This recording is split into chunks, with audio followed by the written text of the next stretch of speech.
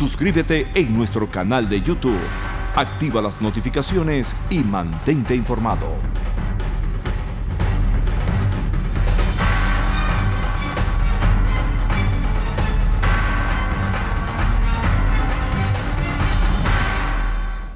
Regresamos con Agárrate.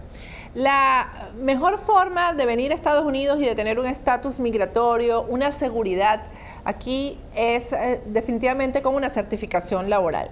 La certificación laboral te va a llevar directo a una residencia permanente en los Estados Unidos. Y sin duda alguna, el especialista, el gran especialista en certificaciones laborales es Raúl Sebasco.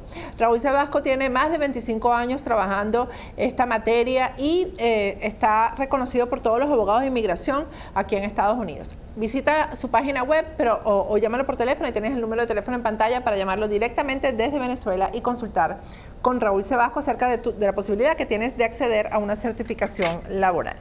Fíjense, hoy ha sido el día aquí en Agárrate de explicar el país a través de libros. Hay otro libro que vamos a presentar el día de hoy, se llama Caracas Clash City, que explica o explicaría las causas que nos trajeron o que llevaron a Venezuela al genocidio comunista. Vamos a ver un video de presentación y vamos a conversar con Pablo Díaz, que es su autor.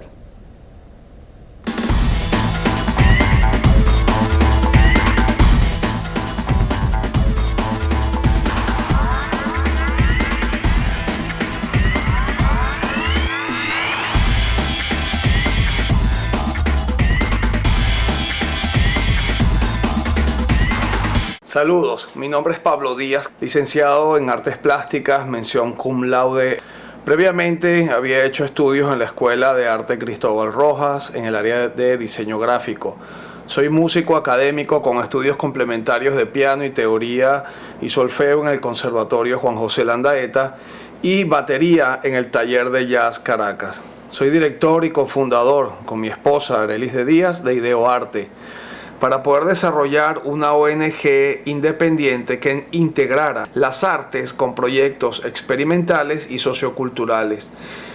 Con la influencia del punk rock y en la actitud contra sistema y contra cultura, teníamos un lineamiento claro, y por el otro, siguiendo la tradición que construyó la civilización de la libertad occidental por medio de la doctrina social de la Iglesia Católica.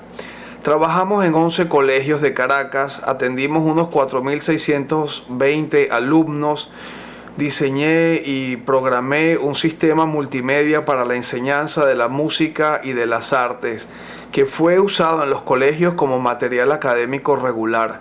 Tuvimos programas curriculares y extracurriculares, grabamos 18 discos y realizamos 31 exposiciones de artes visuales con dibujo, pintura, fotografía, escultura, multimedia, etc. a nivel de educación básica escolar.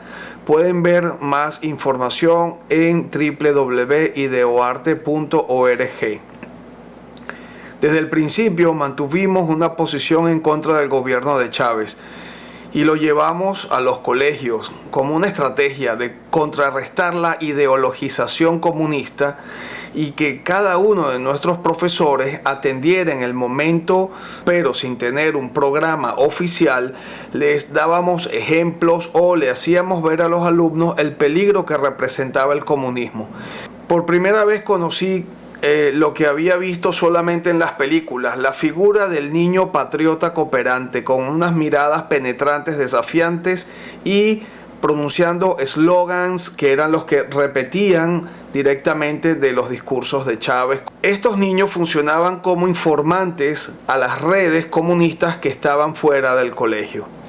Luego de un secuestro que duró unas 4 horas por 8 hombres armados, perpetrado en mi propia casa, por un grupo que se autodenominó un colectivo cristiano de Chávez, me identificaron como el profesor. Fuimos forzados a dejar el país repentinamente. Ideoarte quedó activa por 2 años más.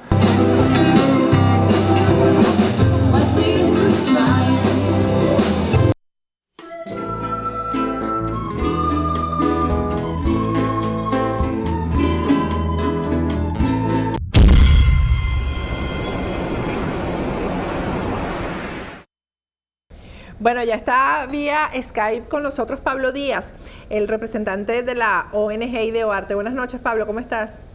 Hola Patricia, mucho gusto. Bien, gracias. Bueno, lo que tú has hecho es un estudio, además que arranca en las conciencias infantiles, que es tan importante. Ayer, por cierto, publicamos aquí en el programa una fotografía de un entrenamiento de tiro en las clases del 23, no, en las aulas del 23 de enero. Y eso tiene mucho que ver con lo que tú estás explicando aquí. Sí, es lamentable saber que desde los años 40, por ejemplo, otros países como los Estados Unidos, por ejemplo, ya habían diseñado cómics, cartoons, dibujos animados en contra de la ideología comunista, mostrando y enseñando a través de lo que, digamos, los personajes del campo, etcétera, cómo pensaba un comunista, cuál es el peligro del comunismo. Y nosotros simplemente no tuvimos nunca esa formación dentro de los propios colegios, lo cual hace ver que ya íbamos de pérdida desde el principio. Fíjate, eso que tú estás diciendo es tan cierto, que yo recuerdo cuando yo era pequeña, por ejemplo, nadie tenía idea de lo que era el comunismo en Venezuela, o creían que era mentira. Cuando se hablaba, por ejemplo, de lo que ocurría en Cuba, de la escasez de lo más mínimo, de lo más elemental, en Venezuela decían que eso era mentira, que era una propaganda contra Cuba, e incluso se veía a los peores criminales, al Che Guevara como un ícono, todo este tipo de cosas, pero por falta de formación en las escuelas e incluso en las universidades. Exactamente. Y la clave de este libro que escribí con el apoyo de otros amigos, aunque ellos no están de acuerdo con la tesis central, cada quien participó de una manera independiente, pero entre todos, digamos, construimos la lectura de la época. En el libro queda claro que la educación fue conculcada por los comunistas desde el principio. No solamente eso, la educación religiosa también. Nos dieron un catecismo bastante elemental que no era suficiente para enfrentarnos a los problemas de hoy en día, ni tampoco daba todas las explicaciones. Entonces, el sistema desde el principio estuvo comprometido. Un ejemplo es cómo no se nos dijo que en 1945, durante el bombardeo de Hiroshima, 4 sacerdotes jesuitas sobrevivieron en medio de la explosión, y hay una foto aérea que tomaron los helicópteros para hacer el reconocimiento de la zona del desastre, y encuentran a estos 4 sacerdotes parados en medio de la nada, con sus hábitos negros, y uno de ellos se hizo muy famoso, Hubert Schiffer. El padre Hubert Schiffer luego dio conferencias por el mundo con el eslogan de "El rosario es más poderoso que la bomba atómica". Entonces uno se viene a enterar de eso hace poco, cuando esto debió ser parte también de la formación o de la catequesis en primaria, de tal forma que teníamos, a pesar de estar creyendo que estábamos en democracia, y a pesar del gran esfuerzo que ha hecho la Iglesia Católica, porque no estoy hablando en contra de la Iglesia, sino en contra del sistema educativo que tenía a todo el mundo de las manos atadas. Acuérdate que todo lo que se daba dentro del colegio tenía que ser supervisado, fiscalizado por el Ministerio de Educación. ¿Y quién estaba detrás de todo esto? Un masón comunista como Luis Beltrán Prieto Figueroa, al que le entregaron el control de lo que se podía decir y de lo que no se podía decir. Obviamente no nos iban a enseñar comunismo, pero imagínate, esto es algo que se viene sabiendo ahora porque, bueno, ahora ya no es tan fácil esconder la información. Y dime, ¿tú crees que todo esto obedeció a una estrategia? Porque, por ejemplo, en el caso del maestro Luis Beltrán Prieto, era muy respetado, muy querido. Incluso su hijo, por cierto, vive aquí en Miami. ¿Tú crees que esto obedeció a una estrategia, Pablo? A mí me parece que sí, pero yo no soy quien para dar sentencias. Yo creo que es importante que los periodistas, gente profesional, hagan una investigación poniendo las cosas en perspectiva según este punto de vista. Porque en el libro se puede ver claramente que hay una tendencia clara, es decir, por ejemplo, Todos recordamos la novela de Estefanía contra el dictador Marcos Pérez Jiménez. Y muy bien, porque Pérez Jiménez fue un criminal, ¿no?, en cuanto a conculcar los derechos humanos de los políticos. Pero también había mucho temor en la población. Sin embargo, no sacaron una telenovela en contra de Fidel Castro, entendiendo que los crímenes de Fidel Castro ya eran a nivel de genocidio en otros países. O sea, yo ese tipo de cosas no las comprendo, de tal forma que pasamos... Es cierto. Hay documentales, pero por ejemplo, lo que se ha sacado contra Pablo Escobar nunca se ha sacado contra Fidel, que yo los comparo en el nivel de maldad, de estrategia, en esto del carisma. Bueno, no se ha sacado nunca nada, una película realmente que sea importante contra Fidel Castro, o que...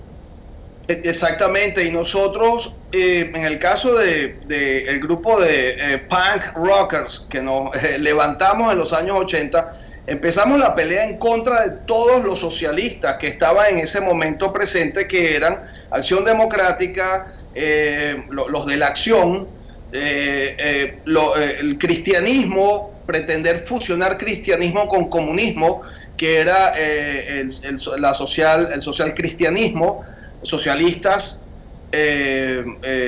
digamos cristianos, o pretendiendo, eso tenía que ver con la teología de la liberación, que fue condenada por el Papa Juan Pablo II, y luego el otro partido eran los socialistas, de tal forma que teníamos como un embudo donde teníamos socialismo en las tres puntas, y eso nos iba a llevar inevitablemente al hueco, al desagüe, que es el comunismo. Vamos a hablar de eso al regreso, Pablo, que es muy importante, porque realmente yo te confieso que jamás vi al socialismo como comunismo, pues, o sea, yo sí tenía claro lo que era el comunismo, pero jamás pensé que del socialismo se podía permear tan rápido hacia el comunismo, y yo quiero que nos hables de eso al regreso y de qué tuvo que ver el punk rock, la música, todo esto en el comunismo en Venezuela. Vamos a ir a un corte, pero primero vamos a hablar de esa necesidad de medicinas que hay en Venezuela, la crisis que viven los venezolanos.